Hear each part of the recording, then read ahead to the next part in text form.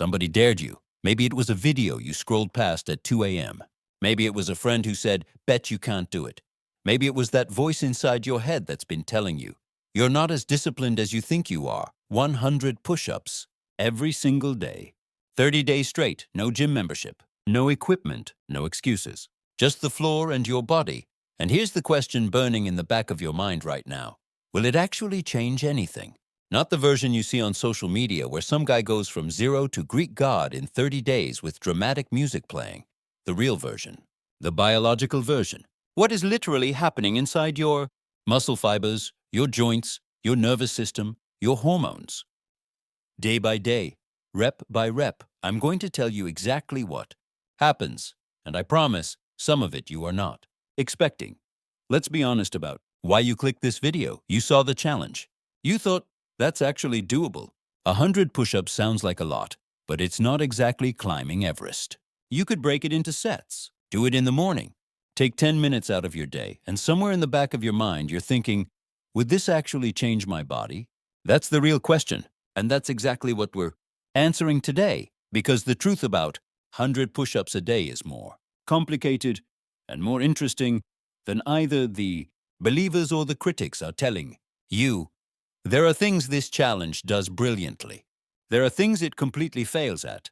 And there's a smarter way to approach it that gets you dramatically better results. Let's break it all down. Week 1. What happens first?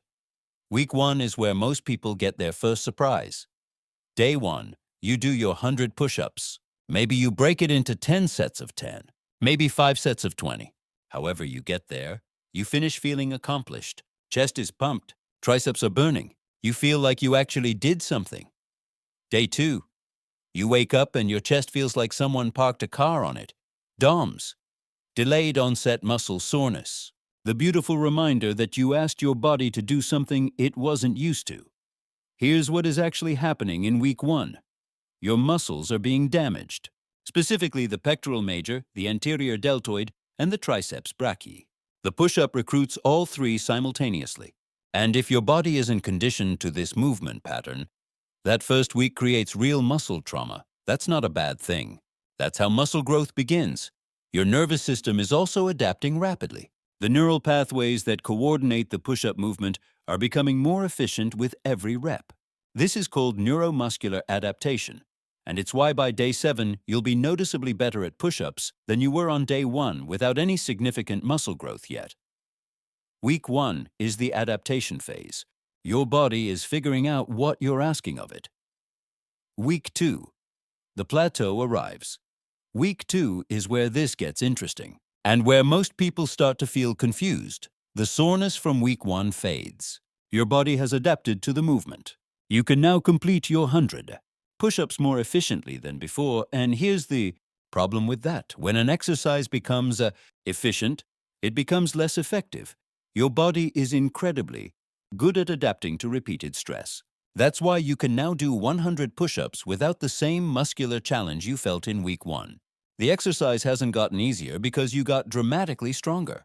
It's gotten easier because your body optimized the pattern. This is the first limitation of the 100 push-ups challenge that nobody talks about: progressive overload, the principle that you must consistently increase the stress placed on your muscles to continue growing is not happening. You're doing the same number of push-ups at the same difficulty every day. Your body's response? Maintain, not grow.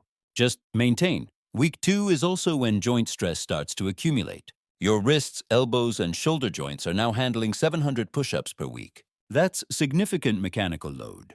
And without adequate recovery, the connective tissue around those joints begins to experience cumulative stress. Most people push through this without noticing. Some people start to feel it. Week 3. The real results appear.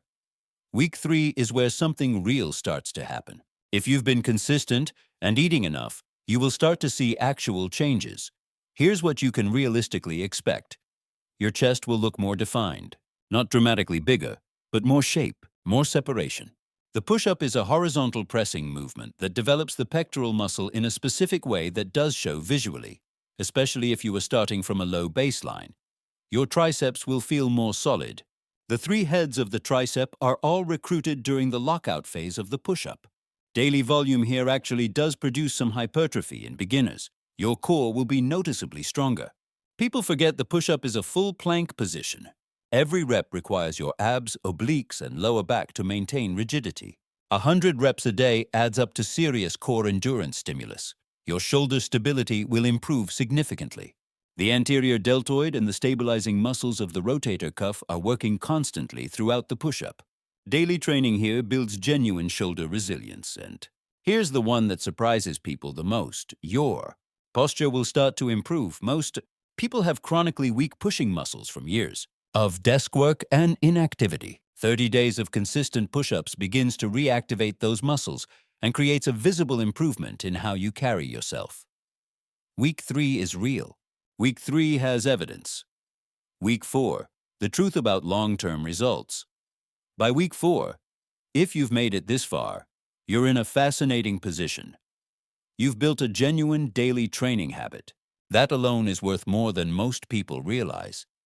You can do 100 push-ups without breaking a sweat, which would have been impossible 30 days ago. Your chest, triceps, shoulders, and core are all measurably stronger and more conditioned than they were at the start. But here's the honest truth about week 4. The growth rate has slowed dramatically. The biggest gains happened in weeks 1 and 2 through neuromuscular adaptation. The actual muscle hypertrophy, the real, visible size increase, is modest at best for anyone who wasn't a complete beginner.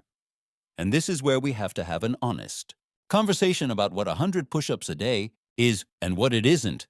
It is an excellent bodyweight endurance challenge. It builds pushing muscle endurance significantly. It creates a powerful daily training habit. It improves shoulder health, core stability, and posture. What it is not is a replacement for progressive resistance training if your goal is significant muscle growth. 100 push-ups is a fixed load. For a beginner, it stimulates muscle growth. For anyone with training experience, it's primarily an endurance stimulus. The guys online showing dramatic 30-day transformations from push-ups, they were beginners. Their bodies had never been trained. Any stimulus would have produced visible changes. If you're already training, 100 push-ups a day adds volume and endurance, but will not dramatically change your physique. The smarter version, here's where I give you the upgrade. Because the problem with 100 push-ups a day isn't the push-up. The push-up is a fantastic exercise. The problem is the static number. 100 is 100, forever, and your body adapts to forever very quickly. Here's what actually works. First, progress the difficulty. Once standard push-ups become easy, elevate your feet. Add a weighted vest. Move to archer push-ups. Slow the eccentric down to 3 to 4 seconds. These changes reintroduce progressive overload and keep the stimulus effective. Second, vary the hand position. Wide grip targets the chest more. Close grip targets the triceps more. Diamond push-ups create a different stimulus entirely.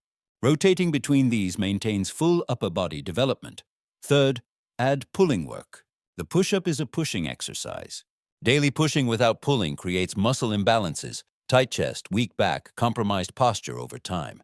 Add rows, pull-ups, face pulls.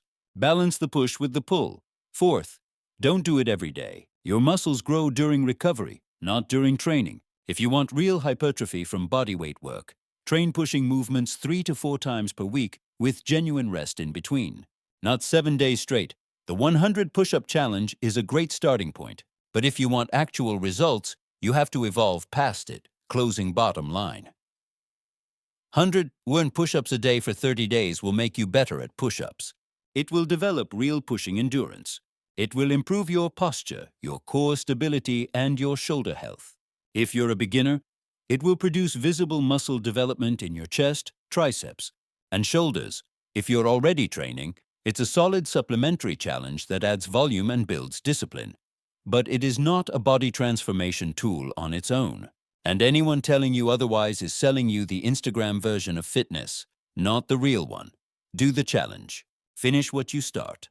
Build the habit, then use what you learned about consistency and discipline and apply it to a program that actually gives your body the progressive overload. It needs to keep growing. That's the real lesson of 100 push-ups a day. Not the push-ups themselves. The proof that you can show up every single day no matter what. That discipline? That's the foundation everything else is built on. If this finally gave you the honest version of this challenge, smash that like button right now. Subscribe because every week we bring you real fitness truth. And comment below, have you done the 100 push-up challenge? What actually happened? Tell.